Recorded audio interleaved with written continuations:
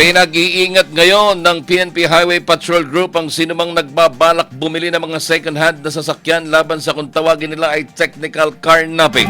Ayon kay Police Major Jason Santo Domingo, ito yung estilo ng carnapping na maraming nabibiktima ngayon dahil sa pagbili ng second-hand na sasakyan na galing sa nakaw at may mga peking dokumento.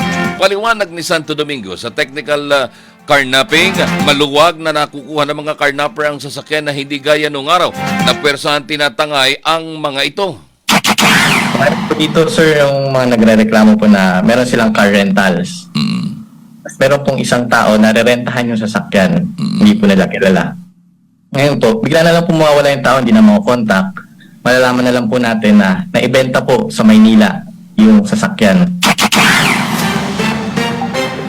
Bukod sa ganitong modus, meron din anyang gumagawa ng isang malaking drama kung saan kukuha ng hulugan sa sasakyan ang mga sindikato at pagkatapos ay hindi na ito babayaran, sa halip gagawan ito ng bagong dokumento na mukhang totoo pero peke.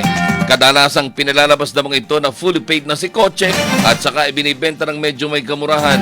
Kaya naman payo ni Major Santo Domingo, Yung mga nagpaparenta ng sasakyan is maging maingat po sa pagkilala dito sa mga pinarerentahan nila.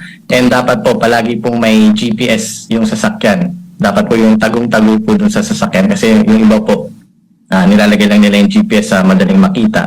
Ngayon po, dun sa mga taong bumibili po ng second hand, bago nyo po bilhin yung sasakyan o bago kayo mag-transact, pinakamaganda pong gawin ninyo, pumunta po kayo sa kahit anong himpilan ng highway patrol dahil kami po yung nakaka-identify if peke po yung mga papers and ma-record check po natin if bayad po ba talaga sa bangko yung nabili nilang sasakyan.